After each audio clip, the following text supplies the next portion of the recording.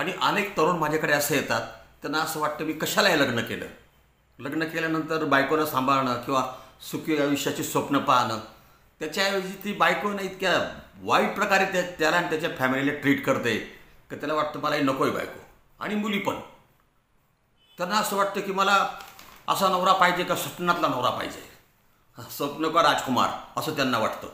त्यांनी मला सगळं द्यायला हवं, सगळ्या प्रकारच्या सुखसुविधा त्यांनी मला पुरवायला हव्या.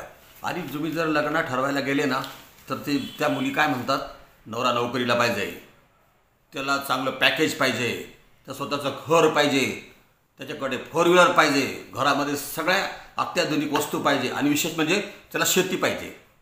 असं म्हणताना जर तिला विचारलं तू शेती करायला जाशील का, मी नाही जाणार. अशा मुलीच्या मागण्या आहेत अलीकडे. आणि मॅरेज नंतर काही जास्त दिवस टिकत नाही. अलीकडे काय झालेलं आहे, मुलं आणि मुली हे खूप आता हुशार झालेले आहे आणि मुली तर फारच हुशार झालेल्या आहे. त्या आता आपल्या करिअरच्या मागे लागतात. मी तर असे अनेक प्रकरणं बघितले फॅमिली मॅटर्समध्ये, नवरा बायको की 2-2 वर्ष 3-3 वर्ष. कालच माझ्याकडे एक प्रकरण आलं होतं, 3 वर्ष बरोबर राहिले आणि दोघांनी ठरवलं मुलबाळ होऊच द्यायचं नाही, पहिले करिअर करायचं. आता ठीक आहे, त्यांना योग्य वाटलं तसं करू शकतात, पण त्यामुळे संबंध दुरावले जातात. आणि अनेक मुली अशा आहेत की ज्या फॅमिली प्लॅनिंग करतात, दोघांमध्ये सेक्शुअल रिलेशनच मेंटेन करू देत नाही. मूलबाळ नको आहे मला, इतक्या लवकर नको आहे, इतक्या लवकर नको म्हणजे 3-3 वर्ष नको आहे आफ्टर मॅरेज. या सगळ्या कन्सेप्ट वाढल्या, त्याच्यामुळे फारकतीचं प्रमाण पण वाढलेलं आहे. याच्यामध्ये मुख्य गोष्ट आहे की वैचारिक मतभेद.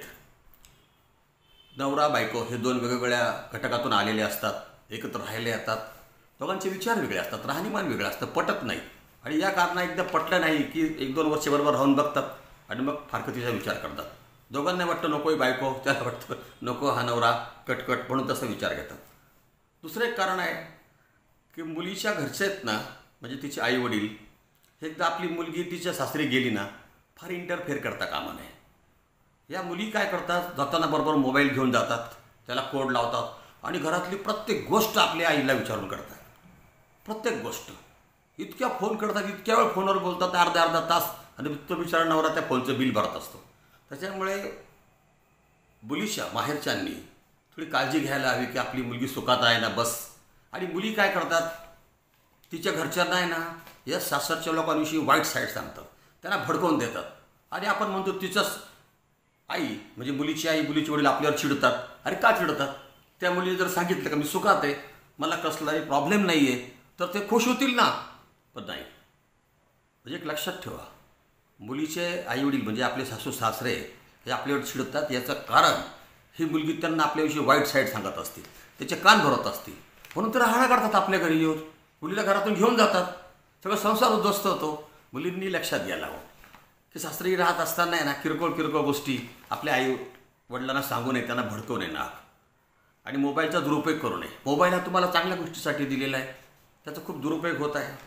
शिवाय अलीकडे विवाहानंतरसुद्धा मुलं किंवा मुलगी, हजबंड अँड वाईफ हे एक्स्ट्रा मॅरिटल रिलेशन मेंटेन करतात, त्याच्यामुळे डिस्प्यूट क्रिएट होतात.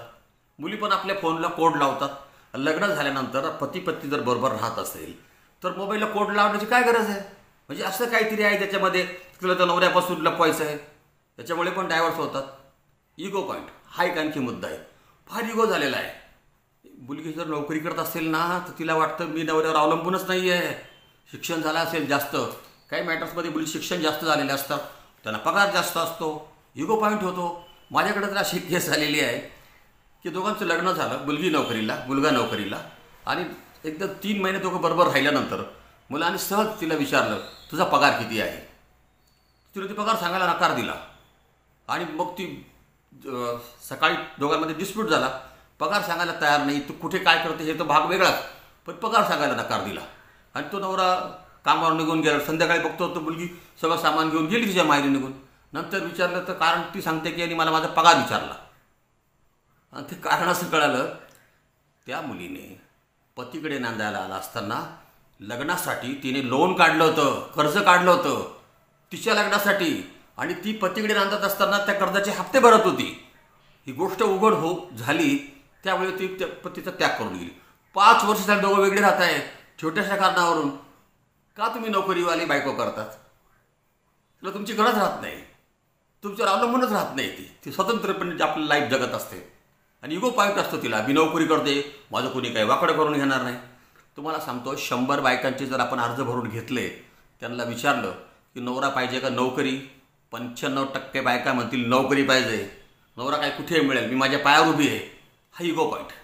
या इगोमुळे अनेक संसार उद्ध्वस्त होत आहे. आणि आपल्याला असं वाटतं की आपण पुढे जाऊन काहीतरी करावं, आपलं स्वतःचं काहीतरी करिअर बनावं. पण ज्यावेळेला आपल्या या फॅमिली मॅटर्समध्ये असे प्रॉब्लेम क्रिएट व्हायला लागतात, सगळं आपलं कुटुंब उद्ध्वस्त व्हायला लागतं आणि मग आपली सगळी उमेद नष्ट होत जाते. त्याच्यामुळे आयुष्यात खूप काही करायचं असतं, पण आपले असे पाय ना जखडले जातात. आपल्याला उडायला लागतं पण उडता येत नाही. आणि अलीकडे काय झालं, जीवनशैली आहे ना फार बदललेली आहे. हे एक कारण आहे. मुली इतक्या मॉडर्न राहतात की विचारूच नका. म्हणजे कपडे हा तर एक भाग आहेच, हेअरस्टाईल, वागणं, बोलणं, आणि काही कारण असताना इंग्लिशमध्ये बोलतात.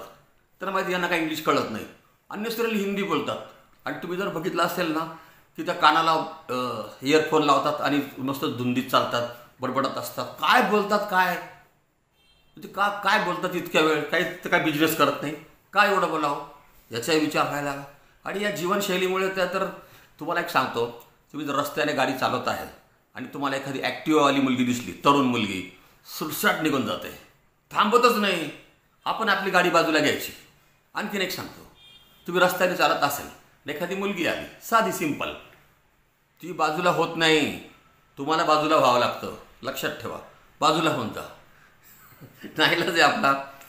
आणि थोडासा काही टच झाला की लगेच मला त्याने हे केलं ते केलं, आणि समाज पण त्यांची बाजू घेतो. बिचारा नवऱ्यावर, बिचारा पुरुषावर किती वाईट दिवस आलेले आहे, याचा आपण विचार करायला हवा. आणि मुलींनी देखील आपला संसार, आपलं कुटुंब, आपले आईवडील, आपल्या नवऱ्याकडचे आईवडील, यांना सगळ्यांना सांभाळून घ्यायला हवं. पण अशा मुली अलीकडे दुर्मिळ व्हायला लागलेल्या आहे. त्याच्यामुळे आपली जी कुटुंब व्यवस्था आहे ही झपाट्याने उद्ध्वस्त होण्याची पावलं दिसत आहे. आणि मी असं अनेक बघितले मुली जे नोकरी करतात, पूर्ण घराचा सांभाळ करतात. नाही असं नाही आहे.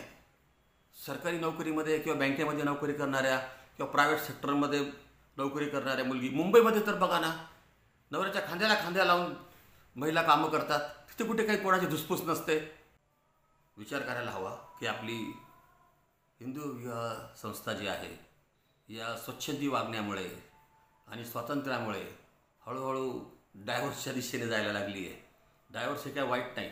आपले विचार आपल्याला पटत नसतील तर आपण वेगळं राहायला पाहिजे.